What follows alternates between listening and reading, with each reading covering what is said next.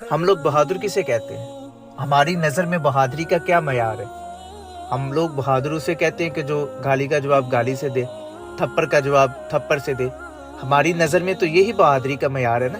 ہم اسے ہی بہادر سمجھتے ہیں کہ یار وہ فلاں شخص نے گالی دی، اسے اگلے نے اسے 2 گالیاں دی، وہ اس سے زیادہ بہادر تھا۔ فلاں نے تھپڑ مارا، اس نے 2 تھپڑ رسید کیے، وہ اس سے بھی زیادہ بہادر تھا۔ ہم نے بہادری کا معیار بدلہ لینے کو رکھ دی ہے۔